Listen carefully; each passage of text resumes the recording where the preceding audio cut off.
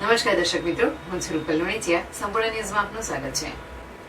Banaskantha RTO દ્વારા traffic નિયમોનો ભંગ કરી તેમજ નશીલા પદાર્થોનું સેવન કરી વાહન ચલાવતા 115 જેટલા વાહન ચાલકોના લાયસન્સ સસ્પેન્ડ કરવામાં આવ્યા છે.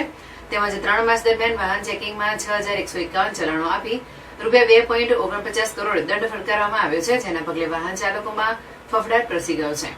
બનાસકાંઠા આરટીઓ દ્વારા અવારનવાર વાહન ચેકિંગની કામગીરી હાથ ધરવામાં આવી રહી છે, જેમાં ટ્રાફિકના નિયમોનો ભંગ કરતા વાહન ચાલકો સામે કાર્યવાહી કરવામાં આવતી હોય છે. તે જ રીતે બનાસકાંઠા જિલ્લામાં એપ્રિલ, મે અને જૂન આ 3 મહિના દરમિયાન આરટીઓ વિભાગ દ્વારા વાહન ચાલકો સામે લાલાક કરવામાં આવી છે, જેમાં બેફામ વાહન ચલાવતા હોય, દારૂ પીને વાહન ચલાવતા હોય, તેમજ હેલ્મેટ કે સીટ બેલ્ટ વગર વાહન ચલાવતા હોય તેમજ અકસ્માતો કરેલા હોય તેવા 115 જેટલા વાહન ચાલકોના લાયસન્સો સસ્પેન્ડ કરવામાં આવ્યા છે. તેમજ 3 મહિના દરમિયાન વાહન ચેકિંગમાં ટ્રાફિક નિયમનો ભંગ કરનાર 6151 ચલણ આપી ₹2.49 કરોડનું દંડ ફટકારવામાં આવ્યો છે. આ કામગીરીથી આગામી દિવસોમાં પણ ચાલુ રહેશે તેમ જિલ્લા આરટીઓ જે.કે. પટેલે જણાવ્યું હતું.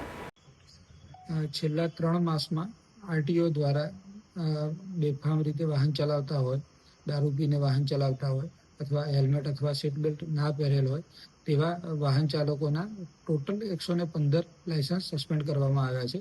જેમાંથી 35 લાયસન્સ ઓવરસ્પીડમાં વાહન ચલાવવા અથવા ફેટલ અકસ્માત કરેલો હોય તેવા કેસમાં, 5 લાયસન્સ દારૂ પીને વાહન ચલાવતા હોય તેવા કેસમાં, તેમજ 75 લાયસન્સ હેલ્મેટ તથા સીટ બેલ્ટ ના પહેરેલ હોય તેવા કેસમાં, ટ્રાફિકના વારંવાર નિયમોનો ભંગ કરતા હોય તેવા કેસમાં લાયસન્સ સસ્પેન્ડ કરવામાં આવ્યા છે.